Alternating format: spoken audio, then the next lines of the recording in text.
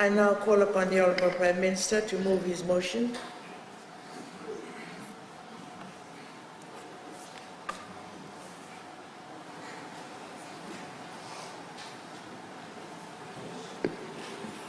Madam Speaker, I move that this Parliament thanks His Excellency the President for his most gracious speech. Thank you. Do you have a seconder?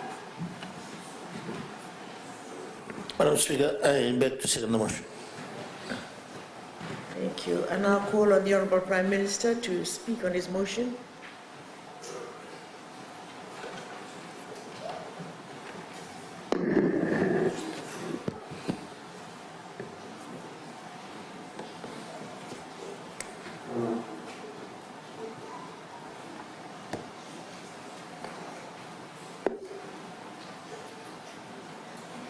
Thank you, Madam Speaker. Madam Speaker, I rise to thank His Excellency the President for his most gracious speech on September the 4th, formally opening the 2017 session of the Parliament.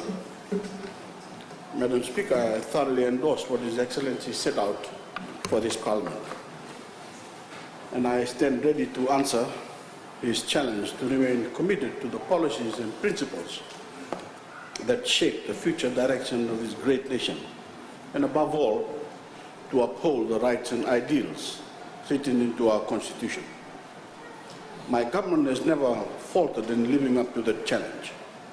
Our commitment to the truth has been unwavering.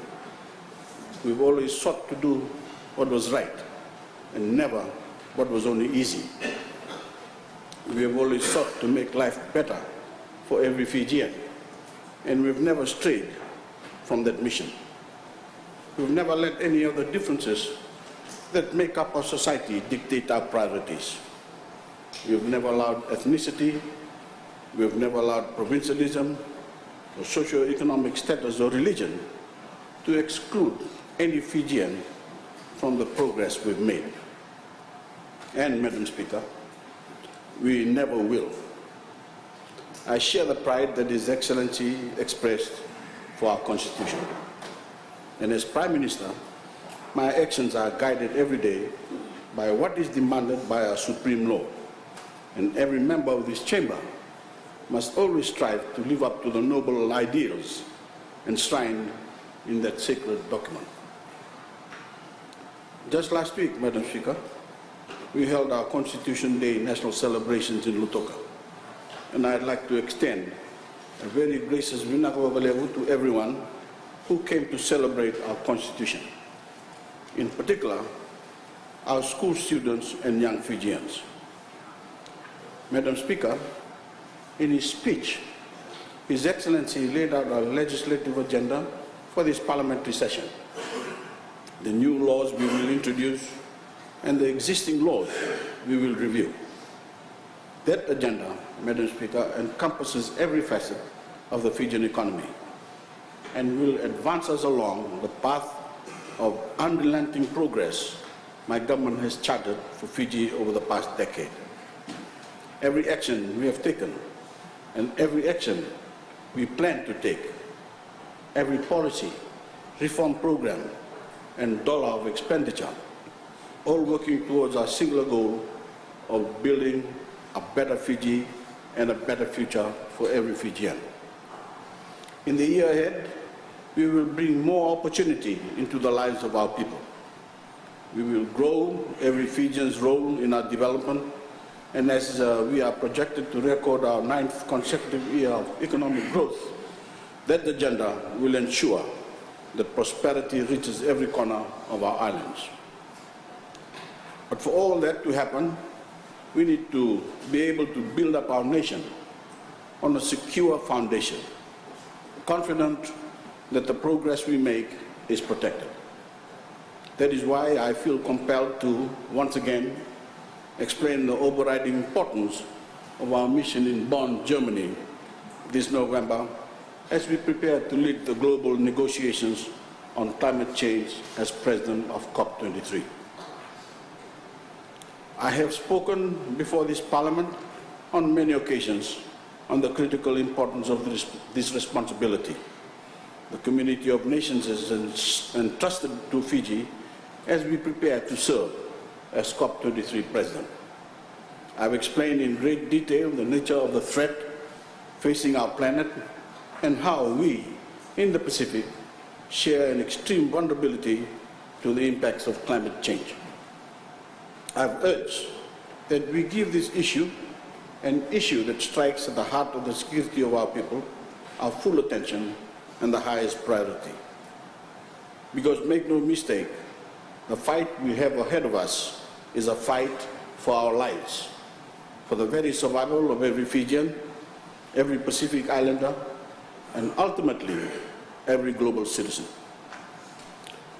Madam Speaker, that has been made brutally clear these past few weeks as Hurricane Harvey dumped massive amounts of rain on the state of Texas in the United States, causing widespread flooding and billions of dollars in damage.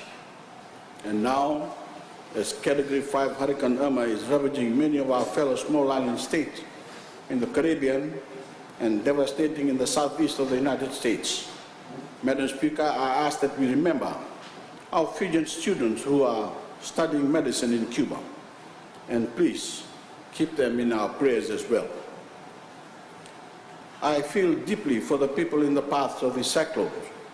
I've watched those events unfold with great empathy, along with every Fijian, because due to the vast devastation of Cyclone Winston last year, we Fijians know better than most that the trauma and heartbreak the changing climate can cause can be brought anywhere in the world at any time. Madam Speaker, that is why I've said on many occasions that I've taken up this COP presidency for every person on earth. I have taken up this responsibility because no corner of the planet will be spared the fury of climate change. And climate vulnerable people the world over are crying out for help, our help. I have taken up this presidency because we are approaching a crossroads that will determine the destiny of this planet. If we are to avoid events like Winston, Harvey, and Irma, if we are to stop communities, and in some cases entire countries, from slipping beneath the waves, then we need to jolt the industrialized world into action to reduce carbon emissions and spare us the worst effects of climate change. That is why I've asked, given the extreme threat we face, that we not make our presidency a political issue, because this isn't the fight for any one party or any one community. It is a fight for Fiji. It is a fight for the Pacific and every person on earth, and every nation on earth. And the world has given us, the Fijian people, the enormous responsibility of leading that fight at COP23. So imagine my disappointment, Madam Speaker, when again we've seen certain members of the opposition have the audacity to doubt my government's sincerity on this issue and doubt our commitment to addressing this crisis. While I've spent my time building a consensus for decisive global action and going directly to the Fijian people to bring their voices to the forefront of this global campaign, what have we seen from the side of the House? Paltry statements and political point scoring. And I will gladly defer to the Fijian people on what they believe is a better demonstration of sincerity and of bold and consequential leadership. I will gladly defer to the Fijian people because I know they understand the importance of this campaign, even if the opposition doesn't, because they are on the front lines of our climate change.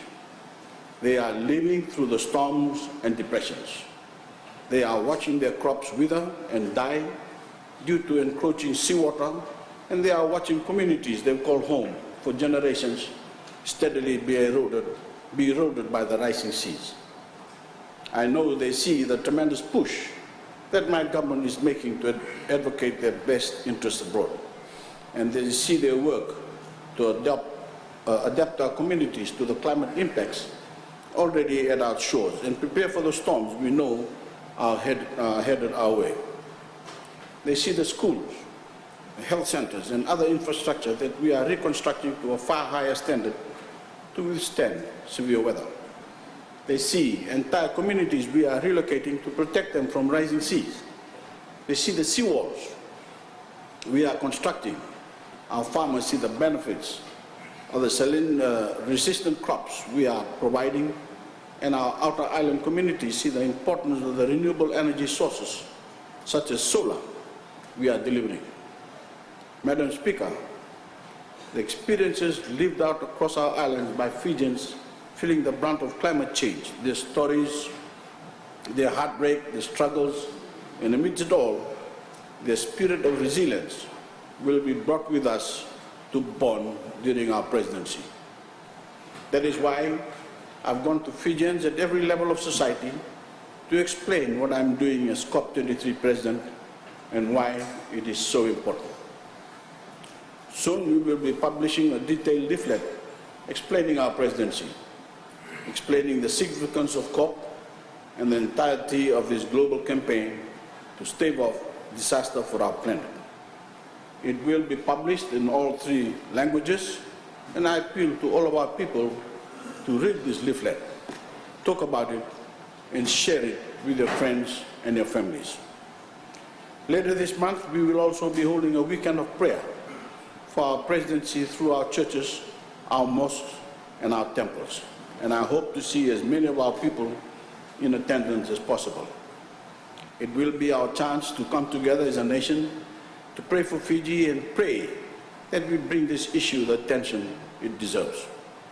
We need the comfort and conviction of the Almighty in this endeavor, because we have an enormous obligation to fulfill to ourselves, our neighbors, and every vulnerable nation in the world, and we cannot afford to fail. I've said many times, Madam Speaker, this presidency is in Fiji's alone. This is the mission we share with every nation in the world, especially with our fellow small island state. And when we go to Bonn, we go with their support to give our collective voice the greatest possible impact.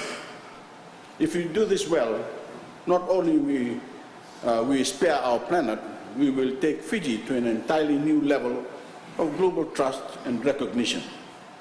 We will have shown courageous leadership at a time history will never forget. And as the first small island nation to ever hold this presidency, we will pave the ways for others to be granted the same responsibility in the years to come. So, Madam Speaker, we will not be deterred in our leadership on this critical campaign. We will not be deterred abroad as we rally the international community to our cause. And we will not be deterred at home as we carry out the vital work that every Fijian knows must be done to secure our future. In that aim, tomorrow, I will be traveling to Montreal, Canada, to attend a ministerial dialogue on climate action and meet with the Canadian leadership to rally support for our agenda at COP23. Then I will go on to the United Nations General Assembly in New York City, where I will attend the UN Climate Week and meet some of the world's most influential leaders of business, states, and cities to discuss opportunities in clean economic growth and attend a leaders' dialogue on climate action. In my capacity as COP23 President, I will be seeking to grow the grand coalition that we will lead to Bonn in November to seek full implementation of the Paris Agreement. Madam Speaker, I must make clear that this work is not on behalf of any one community, any one religion, or any one ethnic group. It is for every man, woman, and child who calls our Fiji home. And the same can be said of every piece of the legislative agenda His Excellency outlined when opening this session.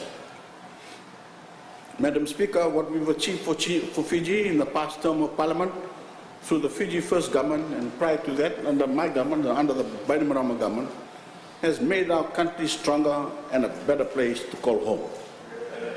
It's given every Fijian a greater chance at realizing their full potential. And it's paved the way for a Fijian society that rewards on the basis of merit and achievement and nothing else. So the next generation can pick up the ball and take themselves and Fiji as far as their abilities will carry them. Madam Speaker, I'm very proud of what we've achieved, but the Fijian people don't need to hear from me how well we are doing. Our success is all around them. It can be seen in the development that is underway all across Fiji. The roads, the bridges, the health centers, and the schools. It can be seen in the special effort my government makes to cater for those in need and cater for those in the remote pockets in our country.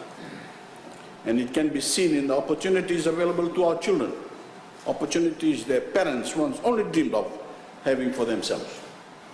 The tide has carried us to 8 constructive years of economic growth, has lifted every Fijian, regardless of their social status, regardless of where they call home, regardless of any of our differences, whether it be gender, religion, ethnicity, or fiscal capability. While I have had the privilege to lead us down this path of progress, like everything in life, our success is owed to the many rather than the few. And it is owed to the team of leadership that has guided our nation and made us what we are today. As I announced, Madam Speaker, when praising the bold vision of our latest national budget, I will lead Fiji First into the election next year, and my right hand, our Honorable Attorney General and Minister for Economy, will be by my side. United by our passion for our people, united by our patriotism, and united in our belief in the great potential of our nation. After 10 years of loyalty to Team Fiji, 10 years of progress, and 10 years of sound and effective financial management, together we are going to keep Fiji moving forward. We are going to keep us united as one nation and one people. And we are going to prevent Fiji from taking a single step backwards into the past.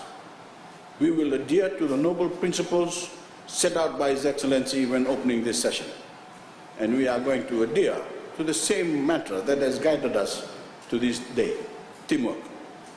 Because every Fijian knows, just as a rugby team can't win without a strong leader and team players, neither can a government succeed. And Fiji First is a proven team with a winning record. We have true patriots in our lineup. We have put in the hard yards to build the Fiji we know today. And we have a clear and consistent game plan to take us into the future. We are nothing like the rebel across from us. They aren't a team at all. They've proven that they can govern themselves, yet alone govern a country.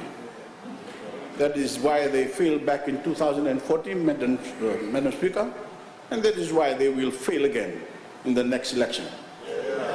No teamwork, no vision, and no chance at bringing our people the future they deserve.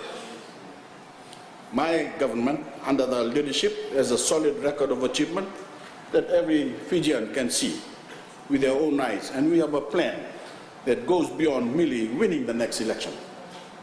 That plan, that vision, Madam Speaker, is to keep transforming our beloved Fiji from a developing country into a modern nation state, and to guarantee the prosperity and security of our children, our grandchildren, and generations of Fijians to come. And on that journey, we are taking every Fijian with us, even the opposition. We'll be taking them with us too. Yes, you can be part of that too.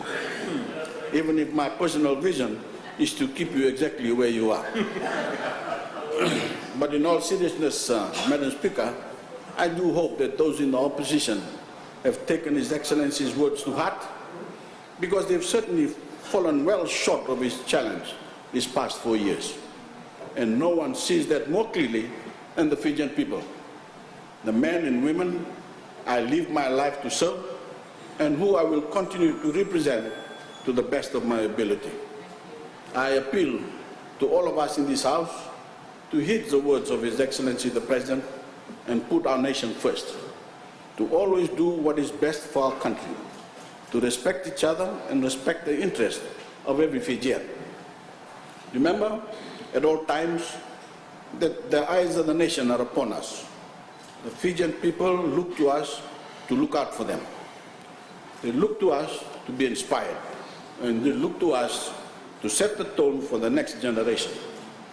So let us not doom our children and our children's children to the same tired debates along the lines of ethnicity, religion, or any other source of communal division. Let us focus on the real issues, the real problems faced by ordinary Fijians. My government always has, and we will always will. And is sad to see that the opposition is still shackled to the dirty politics of communalism and antagonism. Madam Speaker, I've always held firm faith in the judgment of the Fijian people. And as we look to next year, I have every confidence that they will again choose our vision over the divisiveness on that side of this chamber. I stand ready to serve and ready to take Fiji into the future. Madam Speaker, I commend these words to the House and thank His Excellency for his wisdom and his guidance. Thank you, Madam Speaker.